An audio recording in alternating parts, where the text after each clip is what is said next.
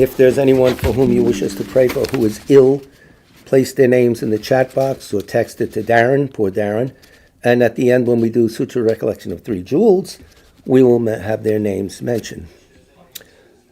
So we'll start with a prayer for the spreading of the teachings throughout the length and breadth of the West. All the prayers are on the website in the FAQ section. Scroll down to prayers. By the force of the blessings of the non-fallacious three precious gems, and of the truth of our pure selfless wishes, may the precious Buddhist teachings flourish and spread to the expanse of all areas throughout the length and breadth of the West, for all the people living there together with their near ones, who have engaged in the teachings and have faith and respect for them. May all conditions adverse to their practice of the pure Dharma be dispelled, and an excellent collection of favorable conditions increase like the waxing moon.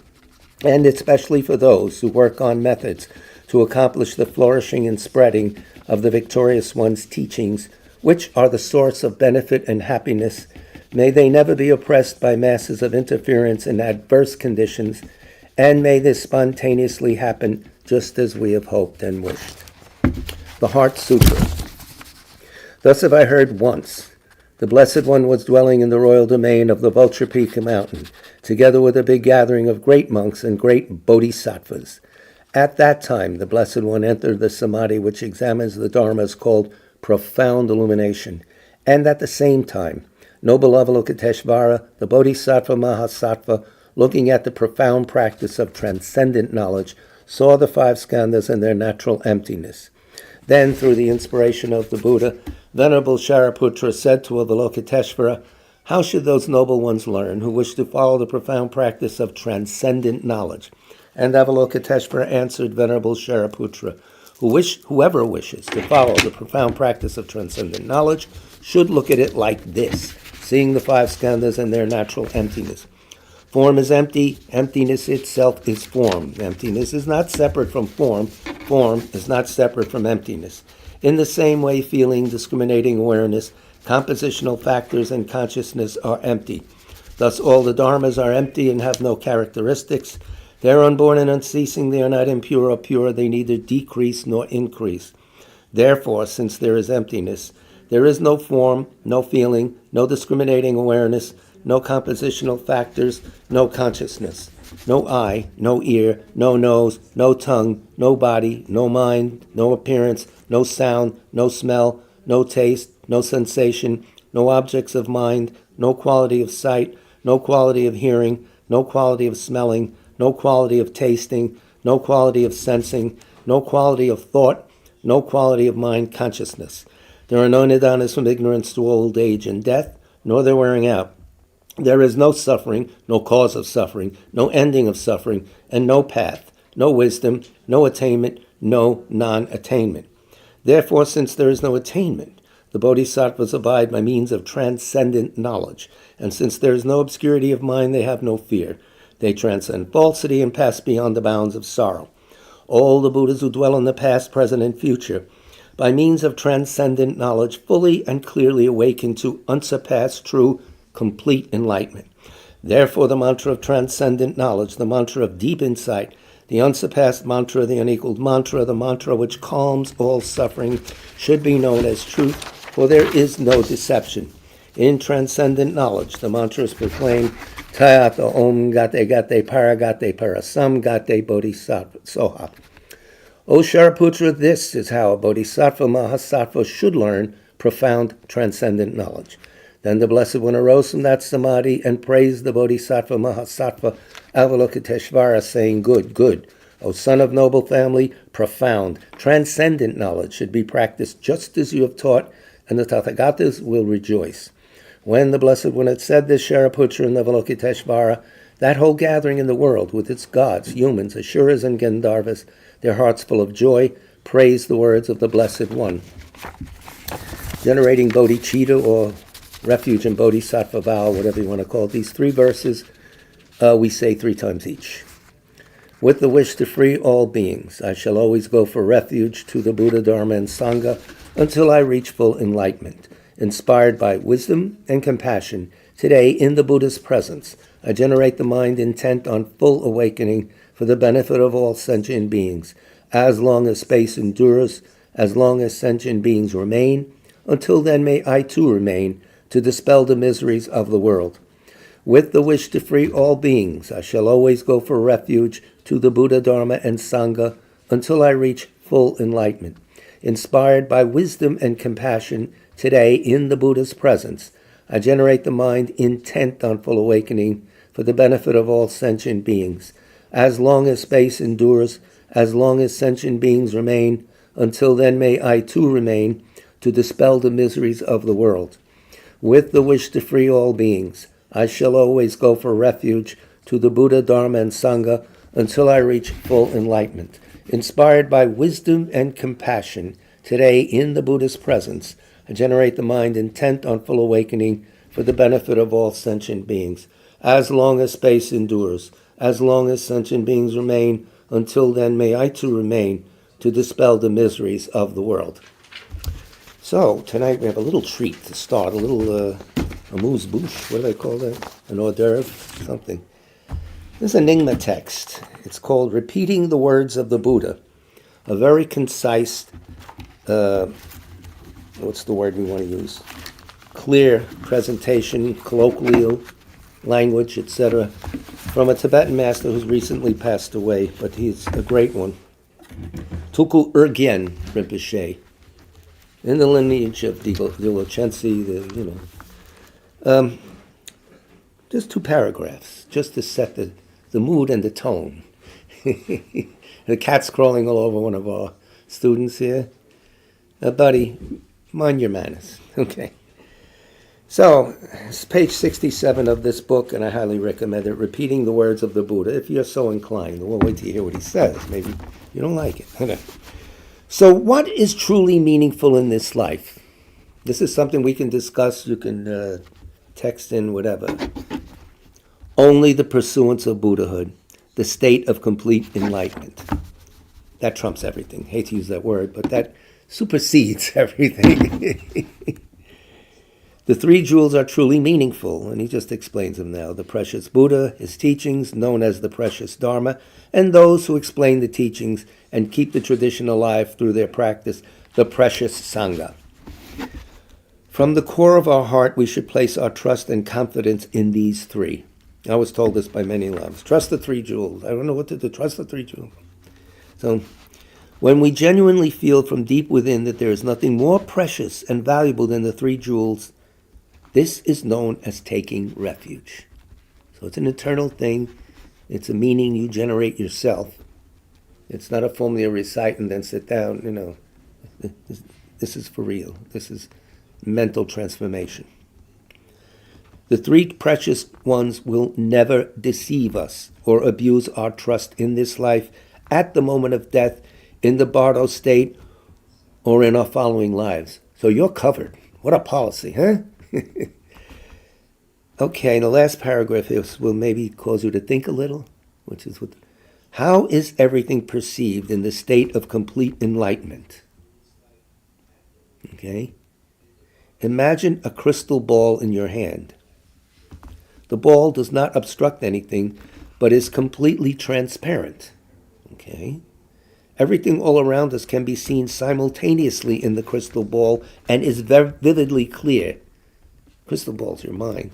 Everything's simultaneously, and we can go on about past, present, and future, the 10 directions, intermediate and cardinal, and the upper and lower, etc., and so on. We go on with that. Clear and unobstructive, completely transparent. Everything around us can be seen simultaneously in the crystal ball, and it's vividly clear. In the same way, the enlightened state perceives everything in all directions at the same moment and in a completely unobstructed fashion. That's a different perception than we're used to. It's accessible to us with the right techniques, okay? So in the same way, the enlightened state perceives everything in all directions at the same moment and in a completely unobstructed fashion. It's called omniscience. The Dharma teachings are an expression arising from this state and are totally free from any falsehood or pretense. The Dharma teachings come from that mental state, that mindset, the enlightened state. So you can put that in your file cabinet and refer to it once in a while. Very important. His whole book is full of these little things, 2 paragraphs long, that set you straight, really affect you. It's a blend of basic Buddhism, Mahayana Buddhism, and Vajrayana, all nicely woven, clean, clear. So that's that. Okay.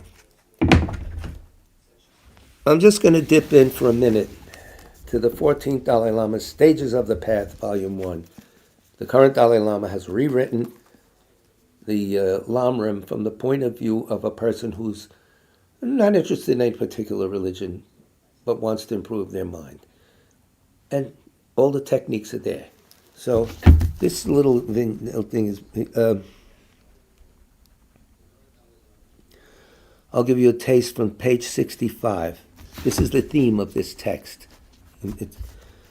I see efforts being made to begin engaging in this kind of ethical behavior, which can encompass the whole world in and is unconnected with any religious path.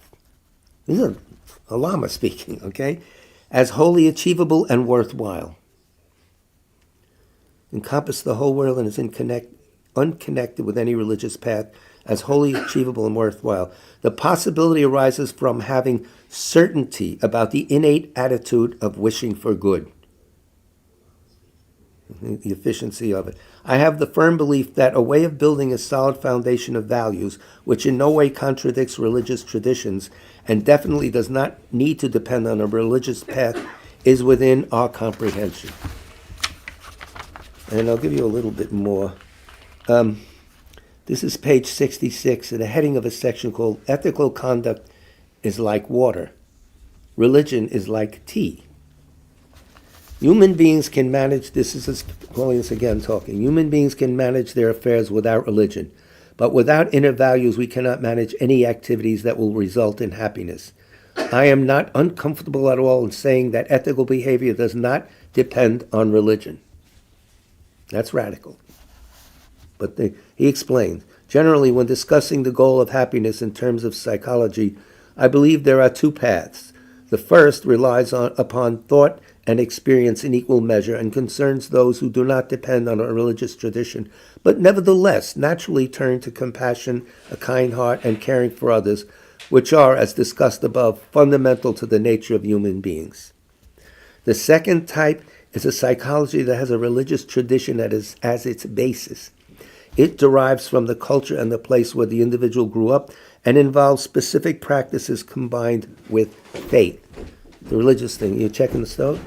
Thanks. The practical detail.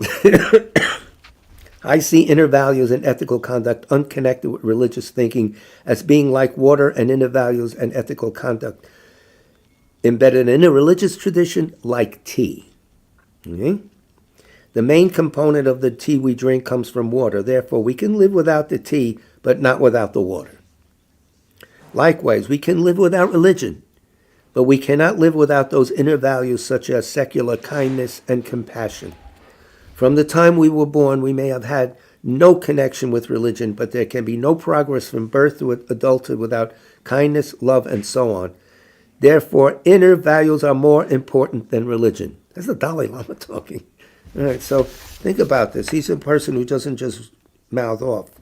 He considers his words, to say the least. The precious inner value of concern for the general welfare of humanity, induced by these seminal qualities intrinsic within us, we have this. That's our Buddha nature. We have to wake it up. Okay? It's the very basis of all world religions to start with. The fundamental practices of all religious traditions have their roots in secular ethical conduct. For example, the 10 non-virtuous acts as defined in Buddhism cause harm to others and therefore contravene the standards of worldly ethical behavior. Also, they cause damage to ourselves and are therefore naturally wrong acts. Therefore, seeing that these harmful acts are to be abandoned, the Buddha included them in Buddhist practice. It is not that he thought of them anew and that he taught them. So it's a basic thing that has to be adhered to. I'll give just a little bit more, one more paragraph, because we have to get on to the other material, which is very dense tonight. It is certainly possible to turn the mind towards kindness and compassion without depending upon a religious framework. Many people do. We are sentient beings, and from that perspective, such an act is biological in nature and arises from the need to live in an environment of caring for others, empathy, kindness, and compassion. We don't need the tea, we need the water. So we'll leave it at that. That was from page 67. I'll continue at page 67 next time we meet a little thing. And I think we may finish this Beyond Religion tonight or not. Let me have a glass of apple. I have my low, I'm told I have low, what's the word? Low sodium and low, the other chemical, potassium, yeah. So we have an expert. So I'm drinking salty apple juice. No, I'm just drinking apple juice. What's that cocktail piece of the salty dog? I was bit by a salty dog. So this is our old friend and yours.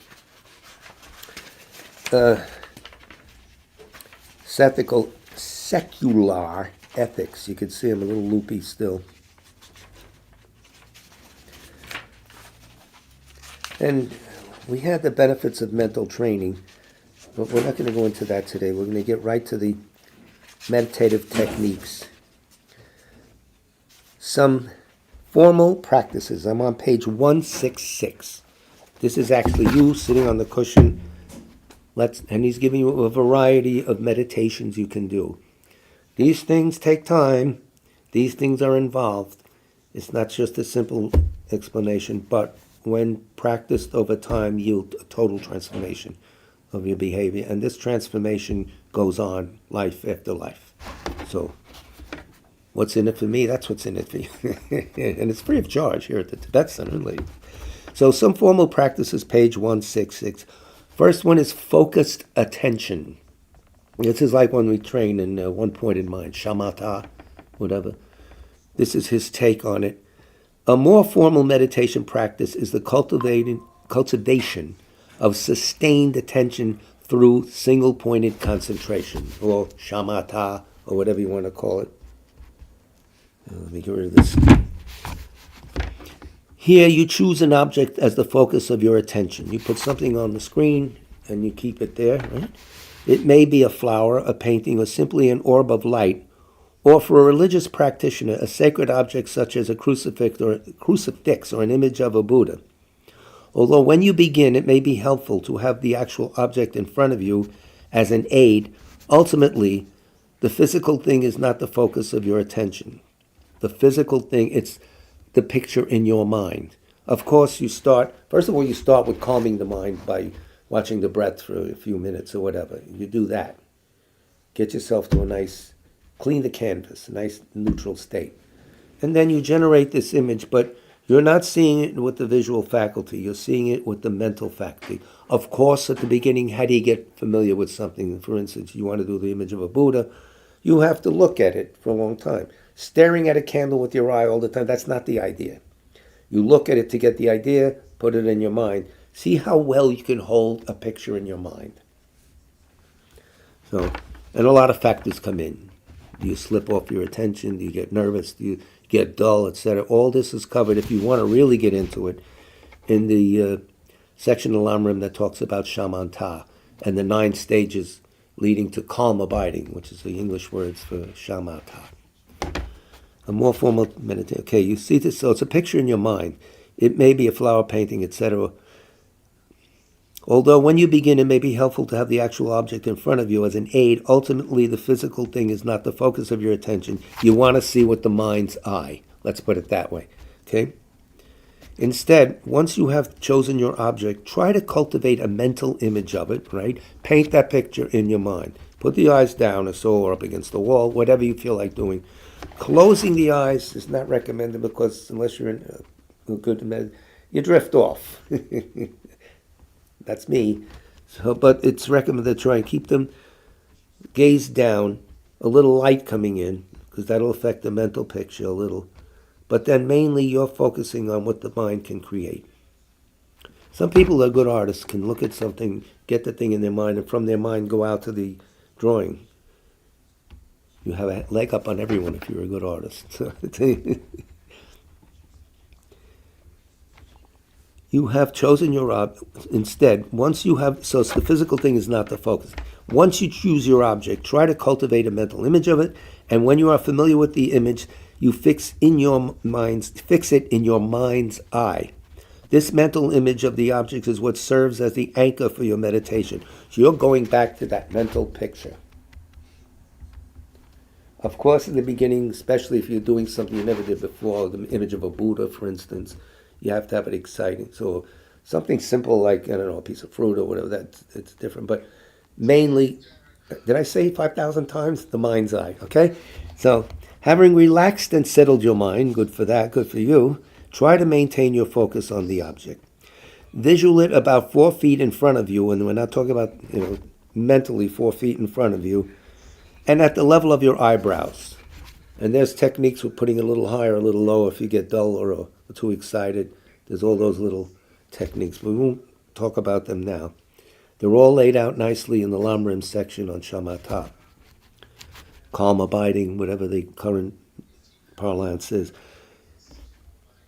Imagine the object to be approximately 2 inches in height and radiating light. So it's kind of small, which forces a focus, right? About 2 inches in height, and light. It's pleasant to look at. It's coming into you.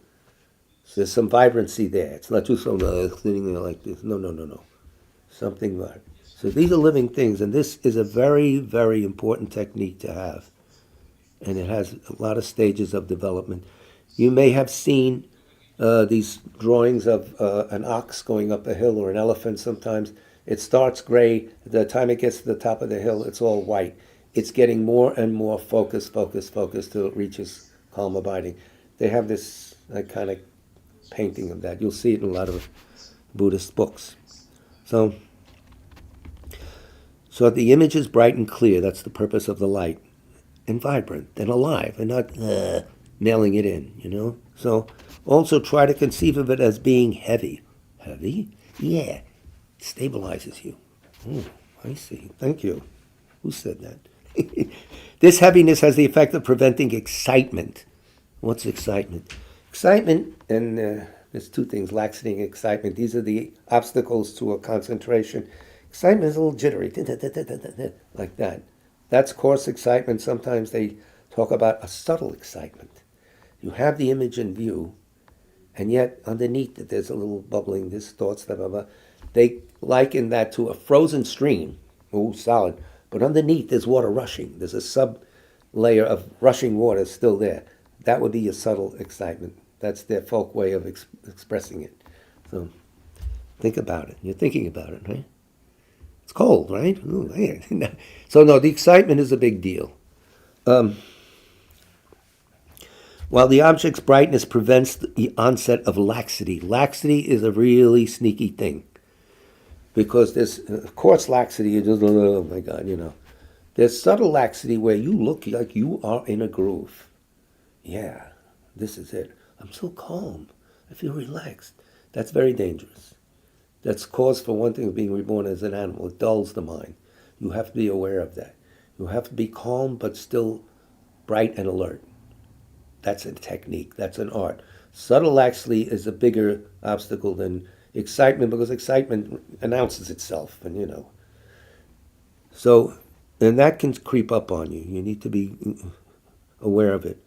All these mental gymnastics are very important. And they're important in daily life. You'll be less swayed by the winds of mood here and there. It is best, he continues, when engaging in this type of meditation, not to shut the eyes, but to keep them slightly open and looking downward. Sometimes people say, let a little light in. That's the Sravasti nuns say that. Sometimes they may close of their own accord, and that's all right.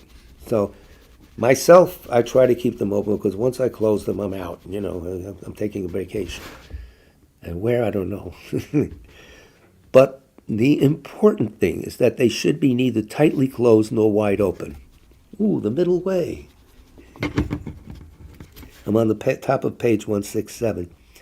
I might also mention here, yes, I'm glad you are, that for people who, like me, normally wear glasses, taking them off for meditating is not always a good idea. I've heard the opposite, now I'm hearing keep them on. All right. I guess, and he explains, although without our glasses there is less danger of visual distraction, we may, owing to the loss of visual clarity, become more easily experience laxity or dullness. So it's an easy way. So leave your glasses on. Even though you're not letting in that much light, he's recommending doing that. So that's up to you whether you follow his advice or not. You're a free person. This, in turn, and this will sound familiar, can lead to our practice taking the form of an undirected reverie. Oh, yes. Where am I? So, this is what used to happen to you in school when it was a dull subject. An undirected reverie would take place in your mind. So, if this happens, one helpful countermeasure is to think of something agreeable, something that makes you feel joyful. Another is to think of something sobering, even something that makes you feel a little sad. Or you may imagine looking down from a mountain where you have an unimpeded view in every direction. Think about this for a second now. What they're doing, the psychology of managing the mind. You bring up images yourself to help you alter the flow of your consciousness so it doesn't go this way. Very important. This is information that's come back from thousands of years of experienced meditators. And we could take, even if we don't do the whole program, take a little page from their book. Sober yourself up. Pep yourself up. In other words, you're always maintaining to keep the mind, trying to maintain the mind on an even keel for the purpose of whatever you're setting out to do. And that kind of a mind helps people much more readily and easily. It's a tool all of a sudden, not your boss. And that's what we're looking at here. Make the mind a tool. Make the mind great again. No, wait a minute. We don't want to go there. If you start to suffer the opposite problem, being distracted by something you see, you need to try to withdraw the mind from the eyes. Sitting in front of a blank wall can be helpful in such circumstances. And what's the story? Bodhidharma sat in front of a wall for many years. The first Zen patriarch, I think. There's a lot of myths and stories about that, but they're usually useful. When the object you are visualizing is stable in your mind's eye, do you get the idea? As Geshe Damdal said, you get the idea?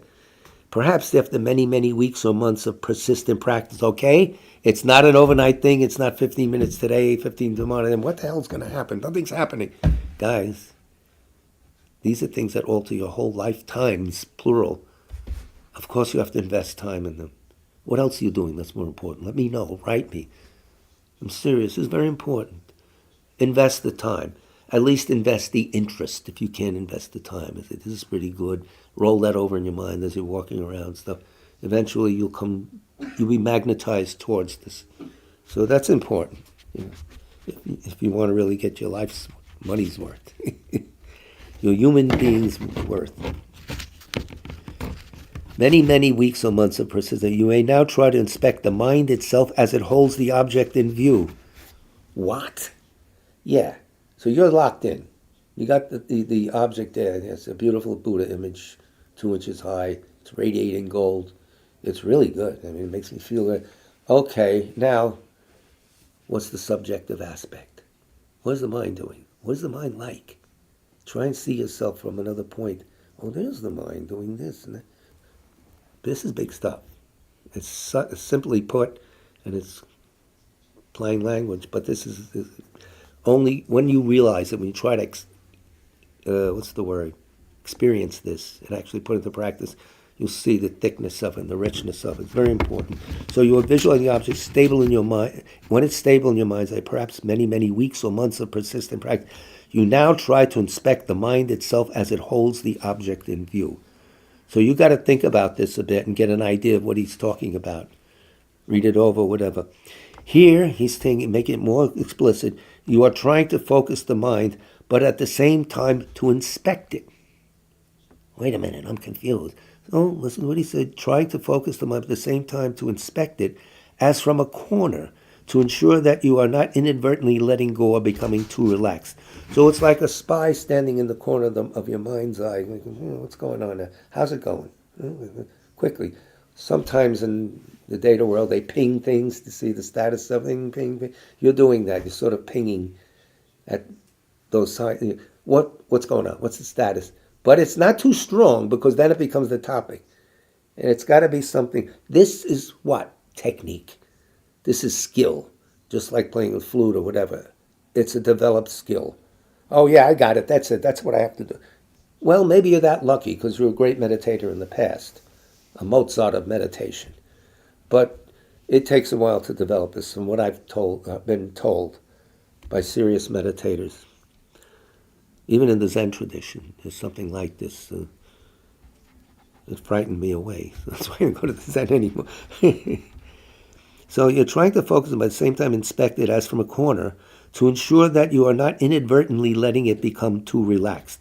Now that's the skill, not overdoing the spy operation, because then it becomes the whole thing, but not doing nothing. Subtle. There's subtlety here. We can handle it. We have these qualities that haven't been woken up. This is not something that we have to bring from somewhere else. It's a slow process of uncovering our talent, our Buddha nature. So, when your mind becomes too relaxed, sleep may not be far off. Oh, well, it's not too bad, right? I'm all for that. No, you're not. Shut up. But when you succeed in generating a strong, clear mental image, you can start to familiarize yourself with the sort of focus that in ordinary life you may only experience when attempting to solve, this is very interesting, particularly challenging mental problem. So, I'll read the sentence again. When you succeed in generating a strong and clear mental image, you can start to familiarize yourself with the sort of focus that in ordinary life you may only experience when attempting to solve a particularly challenging mental problem. You get involved in something. Oh, this is it. And you're really into it. And the mind's working better than it normally does. It's starting to consider things. It's sitting on the object. It's taking it seriously. The idea here, his Colonius goes on page 168, is that when you learn to really focus the mind, then, rather than in the same way that water is channeled through a hydroelectric plant to generate great force required to drive the turbines, you can use the whole force of your mind to focus on qualities such as compassion, patience, tolerance, forgiveness. You put power into those very good values. Oh, this is different. Yes, this is a very multi-pronged approach. The rewards are endless. He continues next paragraph. Even after you achieve some ability to maintain focus, inevitably, you will find yourself losing attention from time to time as your mind wanders away from your object, either because of external events or because of internal thought processes. Natural, we've been doing this for billions of years. Now we're trying to channel the mind for once. Okay? When you notice that your mind has wandered away, consciously recognize this and consciously and gently bring it back to the object. It's going to happen. Don't beat yourself. Oh, here it goes again. Just come on back. Back again. On and on. That act of come on back, strengthens a certain mental ability, a mental muscle, if you want to call it that. Eventually you have a good technique at that, and you don't lose the focus as quickly. So this, again, give yourself a big break. This is very important information that is probably more important than most truths in the world. Okay? When you notice that your mind has wandered away, consciously recognize and gently bring it back to the object, okay? If necessary, every now and then refresh your visualization of the object so that your image of it regains its clarity. So let me check the time so we see how we're going. Okay, we have time. Two qualities are essential. It's a very important paragraph now. Two qualities are essential in this kind of meditation. And here are the key words: mental clarity and stability. Mental clarity and stability. Mental clarity assists you in maintaining your focus. Stability assists you in ensuring clarity by monitoring whether or not your attention remains vibrant. Not that you have attention, but that it remains vibrant. It doesn't get stale.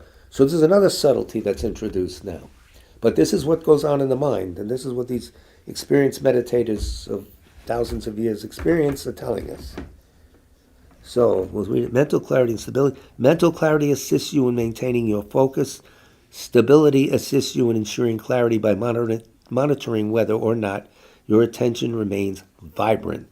Vibrancy, you got the idea? Not just dull, but a sharp, clear awareness, a relaxed, clear awareness, not a nervous one.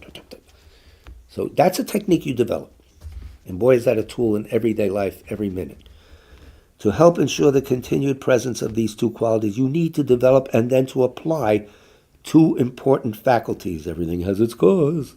And they are mindfulness and introspective awareness. Those factors pertaining to mindfulness and introspective awareness. Tempan Shijin, if you want, in Tibetan. It is through constant application of these two faculties that you can gradually learn to train your focus so that you become capable of sustaining your attention for a prolonged period of time. Those are the tools. Rinpoche used to say, what's mindful awareness? Or what's it, Tempan Shijin? Mindfulness and introspective awareness. Mindfulness is carrying the glass across the room. It's filled up like this. That's the idea of holding. That's my task. I'm holding it. Introspective awareness is as you walk, does it tip this way or that way? Mid-course correction. So try to get that idea in your mind. You're carrying a cup of hot coffee, maybe, even better, through Starbucks. Ooh. And you're holding it, mindfulness, and you're making sure as you walk it doesn't go this way, that way. They're constantly correcting so it stays stable. So that's introspective awareness. You do that with items in your mind. Right? Complicated, right? I'm no great yogi. I'm just reading from the book.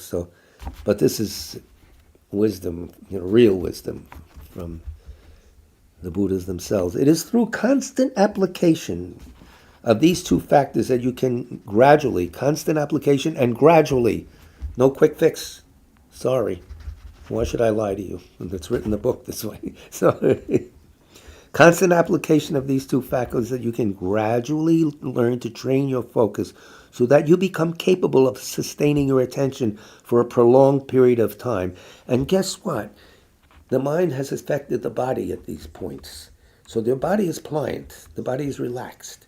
You can do this. You can stay on the job a long time without dullness, fatigue, etc. That's along the way. That's not going to happen tomorrow night, when you say, let me try this. So I like to tell the truth. That's it. That's the facts of life. To summarize, yes, let's summarize. Then, in a typical formal session, we begin by settling our mind through breathing, which we should do like anytime we get upset or anything, a bad phone call, a fight with your boss. Calm, calm, calm. Calm it down. Doesn't do any good staying on that intense nervousness. It's no good. It's a killer. So, never mind who won the argument or what, or this is how you just calm down first. Then you'll be in a better position to solve the problem. So then you choose your object of meditation and focus our attention on it, now and then monitoring whether our attention has been distracted. When we notice our mind wandering, oh really? Yes, we gently bring it back to our object of meditation and continue. We are in it for the long haul. This is not 2 weeks of intense training and then you get enlightened, as the ad said. No. So, finally, when we wish to end our session, we can do some deep breathing exercises once again so that when we finish in a relaxed state of mind. Yes, because you're really struggling to keep it there and then suddenly, all right, that's it. All right, a couple of deep breaths to relax and then tell yourself, this is good. I dedicate to merit, to relief of suffering for all sentient beings. If you're a Mahayana Buddhist, you're just a secular ethics guy or gal. All right, I did a good job. I feel better. My mind is in a better position to live. So what's bad? Nothing is bad here. This is fairly good. Any questions on the wire here? No. We don't have any questions in the chat box, do we? No. Okay, good. Because I can't answer them. I refer to you as Holiness. He's in Dharamsala. Pardon me. Present moment awareness. Where are we? Present moment awareness on page 169. This is very interesting. If you What? Can you repeat The name of the book, yes, it's called Beyond Religion. Is there another book that you were reading? I was reading the 14th Dalai Lama's brand new, compiled by Rinpoche, Dakpo Rinpoche. What's it called? Dayab Rinpoche, not Dayab. It's called the 14th. I'm going to put it on the screen right now, boys and girls, so you can take a screenshot.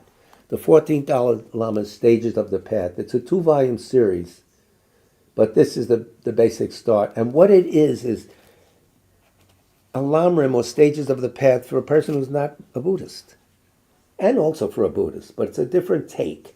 The language is very clear, and it doesn't go into the argument of Kenjikirti, and this one said that, and that one said this. You're right, Yeshe Sunday said that.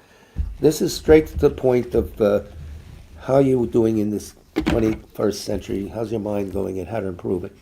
It's clear. I read some of the things. Next session I'll read some more, so you get a flavor of the language and the approach.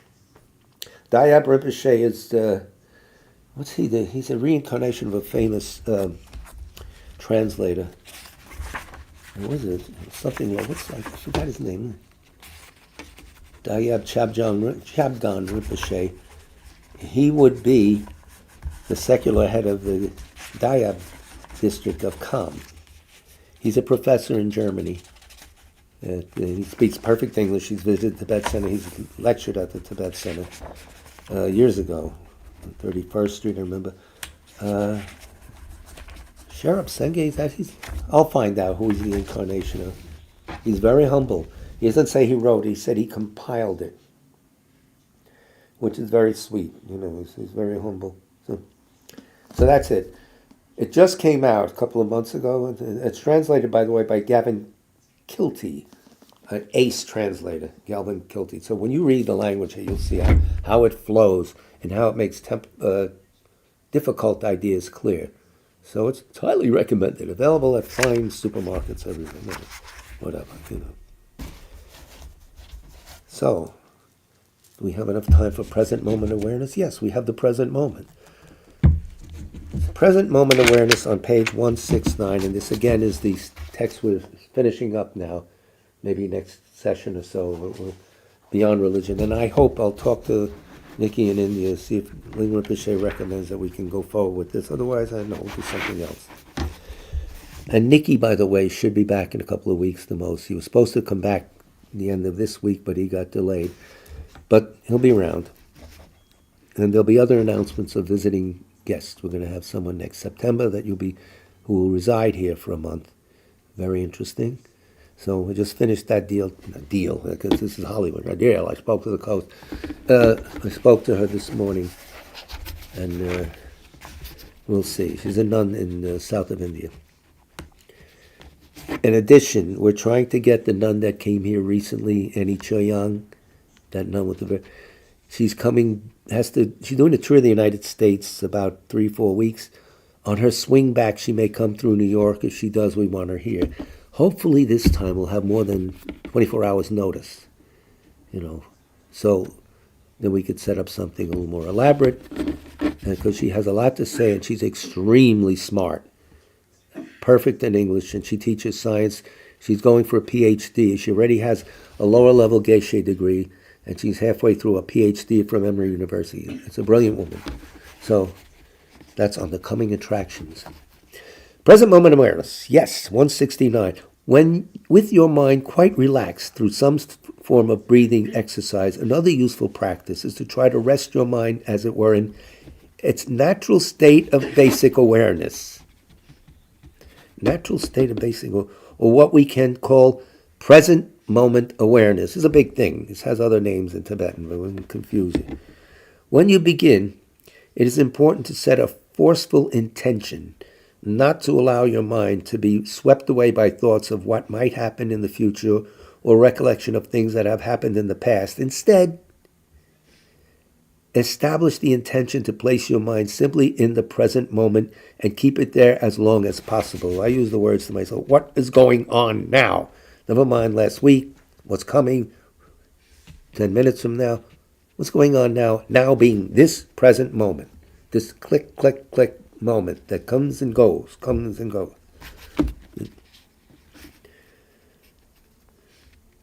When undertaking this practice, it is a good idea to sit, if possible, facing a wall that has no striking color or pattern. Then, after several deep breaths, you simply rest the mind and start to observe it. You're looking at the mind itself. This is heavy, So, of course, a wall that's very dull, white wall, brown wall, whatever, but no patterns that you can say, oh, this goes there, that goes there. You know how the mind travels. You want anything that hooks them. You want to watch the mind as it's abiding, as it's being, moment by moment by moment, because moment by moment is all you ever have. Everything else conceptual. Last week, tomorrow, moment by moment by moment. That moment left already. There's another one. Oh, wait a minute. No, just think about that. You'll come to a feel for it and you'll do it. This is quite a difficult thing to do at first. Boy, is he not kidding. Try it. Don't take his word. All these things we try. We don't say, oh, yes, yes, yes. No. Really? Why? Yeah? Question. Try it out sincerely. All the Buddhist things, you do that. In our everyday life, our mental world is dominated by object-oriented states. Object-oriented, yes, we're looking at this and then that, and even our mental life, oh, I thought of that, oh, no, I'm going to shop, Object-oriented states, either in the form of sensory experiences or in the form of thoughts, memories, and ideas. That's a loaded sentence there. I'll do it again. I hope I'm not boring you. Actually, quite different to do at first, difficult rather to do at first, resting the mind and to observe it. In our everyday life, our mental world is dominated by object-oriented states, either in the form of sensory experiences or in the form of thoughts, memories, and ideas. Very rarely do we experience a state that is not tied to specific content, but simply rests in the mind's natural state of awareness. We're always thinking about something. But what about the actual awareness that's going on in the mind underneath all these things that we think about? That's a key, isn't it? That's kind of basic, too, I would think. Well, I hope so. So, when you initially engage in this meditation, inevitably you will find that your mind wanders off, thoughts and images float through your conscious awareness, or a memory pops up for no apparent reason. What are you doing here? That kind of thing.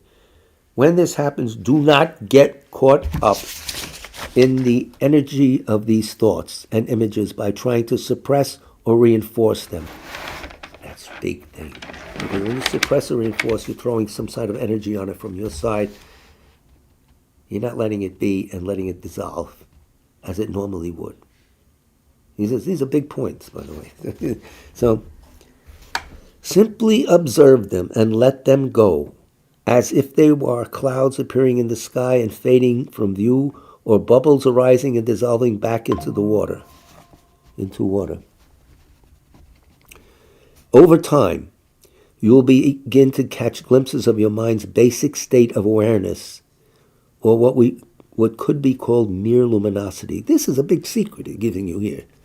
We don't even know this exists, yet we're carrying it around with us. Over time, you'll be able to catch glimpses, only glimpses, of your mind's basic state of awareness, or what could be called as mere luminosity. As you proceed in this way, every now and then will come to an experience short intervals of what feels like an absence or a vacuum. There's no thought. An absence, a vacuum of what? You're sort of bewildered sometimes when that happens, I'm told. And just a clear vacuity. When your mind has no particular content. A mind has no content. This is a big introduction, by the way. Your first successes in this will only be fleeting. But with persistence, over a long period, what begins as a glimpse can gradually be extended, and you can start to understand that the mind is like a mirror or clear water, in which images appear and disappear without affecting the medium in which they appear.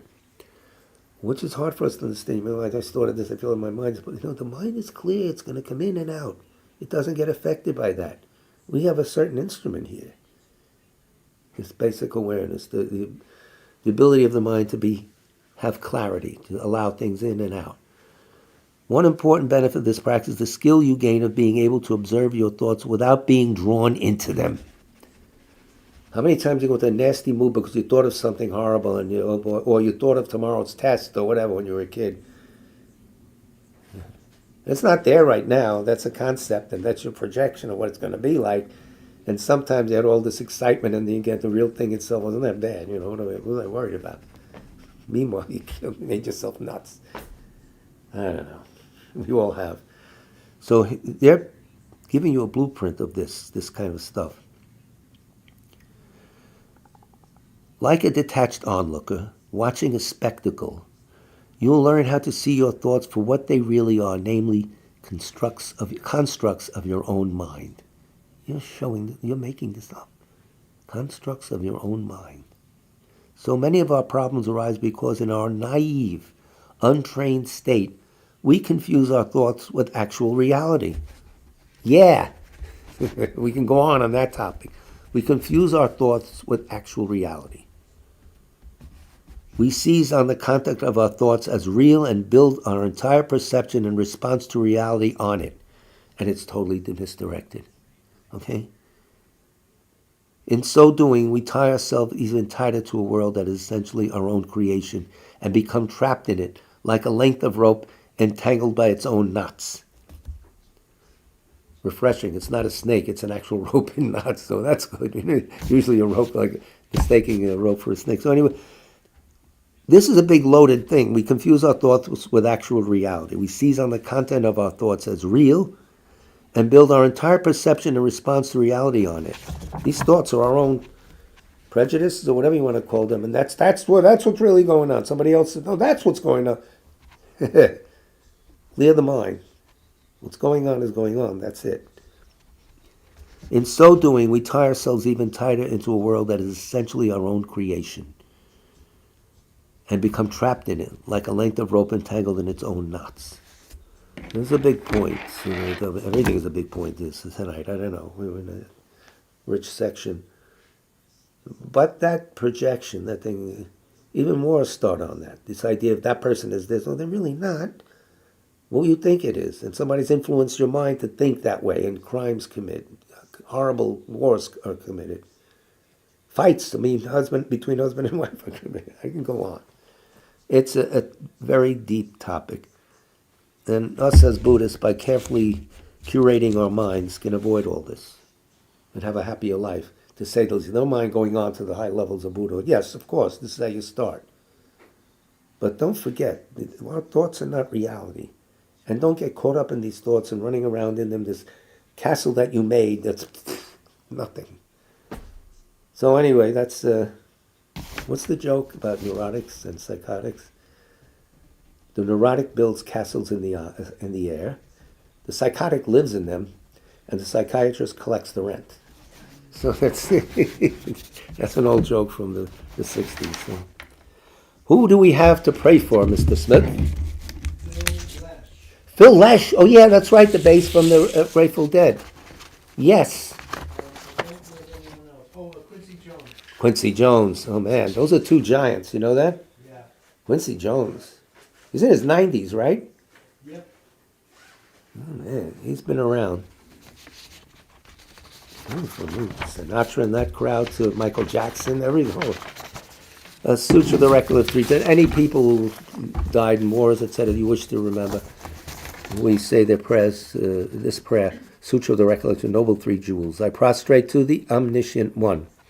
Thus the Buddha, Bhagavata, Tathagata, Arahat, Samyak Sang Buddha, the learned and virtuous one, the Sugata, the knower of the world, the charioteer and tamer of beings, the unsurpassable one, the teacher of devas and humans, is the Buddha Bhagavat. The Tathagata is in accord with all merit.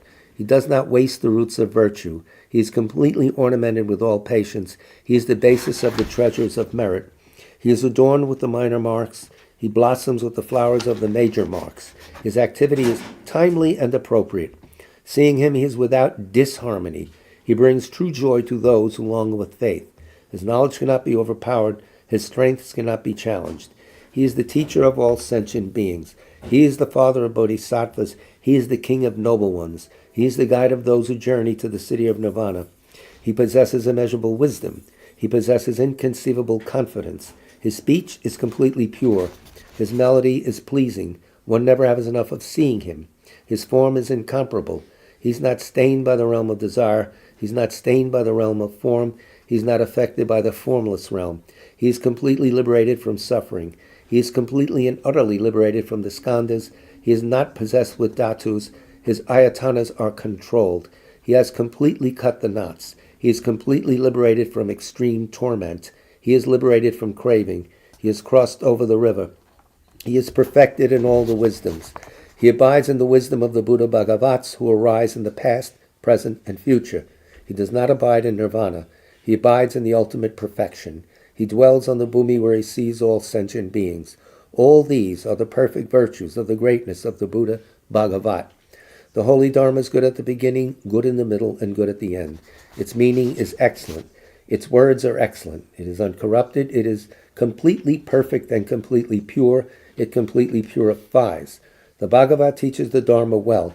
It brings complete vision. It is free from sickness. It is always timely. It directs one further. Seeing it fulfills one's purpose. It brings discriminating insight for the wise. The Dharma, which is taught by the Bhagavat, is revealed properly in the Vinaya. It is renunciation. It causes one to arrive at perfect enlightenment. It is without contradiction. It is pithy. It is trustworthy and puts an end to the journey. As for the Sangha of the great Jnana, they enter completely. They enter insightfully. They enter straightforwardly. They enter harmoniously. They are worthy of veneration with joined palms. They are worthy of receiving prostration. They are a field of glorious merit. They are completely capable of receiving all gifts. They are an object of generosity. They are a great object of complete generosity. The protector who possesses great kindness, the omniscient teacher, the basis of oceans of merit and virtue, I prostrate to the Tathagata. Pure, the cause of freedom from passion, virtuous, liberating from the lower realms. This alone is the supreme ultimate truth. I prostrate to the Dharma, which is peace. Having been liberated, they show the path of liberation. They are fully dedicated to the disciplines. They are a holy field of merit and possess virtue. I prostrate to the Sangha. I prostrate to the Buddha, the leader. I prostrate to the Dharma, the protector. I prostrate to the Sangha, the community. I prostrate respectfully and always to these three. The Buddha's virtues are inconceivable. The Dharma's virtues are inconceivable. The Sangha's virtues are inconceivable. Having faith in these inconceivables, therefore the fruitions are inconceivable. May they be born in a completely pure realm. And the last component is a prayer for the swift return of Rato Chungla Rinpoche, whose picture is here. I don't know if you can see it. Let me get out of the way. He is the one who founded the Tibet in 1975, and we continue it, and we await his swift return. Exalted wisdom of all victors gathered in a drop. Sole refuge manifest in the form of the one wearing saffron robes. Guru Lozang Tabuang Dorje Chang. Please bear witness here today that our prayers may be fulfilled. We beseech the great torch of doctrine, accomplishing from long ago the vast waves of aspirational prayers, Lord of speech of the Victor Lozang's teachings, spreading them to the ends of the earth by means of explanation and practice. Though holding the commitment, I will invite all beings to be my guests in unsurpassed great awakening, yet you have withdrawn the activities of the form body that serves the welfare of others. Is that worthy of the supreme among beings, the bodhisattvas? Rhetorical question. Though impossible for you till cyclic existence's end, to abandon your commitment to liberate all beings, we beseech the new son of Nirmanakaya to swiftly return from the realm of Dharmakaya, brought forth by bodhicitta drawn by 7 steeds.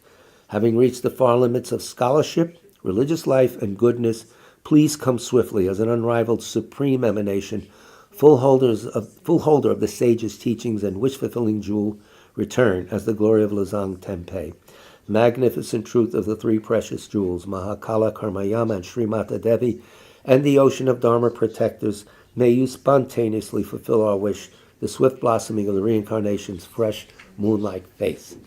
So this concludes tonight's rhythm. It's a lot in this talk tonight. Maybe we'll do a little review tomorrow. But it's all hard technique, and you don't have to be a Buddhist. It's all working with the mind that you naturally have and bringing it up to its potential. So that's it. The next class tomorrow night, 7 o'clock here. And again, I'll repeat, next week we go back to the old schedule of Monday, Wednesday. So Monday night, November 11th, will be the return to the Monday excitement. Right here in South Orange, and Wednesday in South, because we've lost our New York City place and we're trying to rent a new one. So stand by, but at least we continue ongoing. Thank you very much for your patience. Big love to all of you. Take care, guys.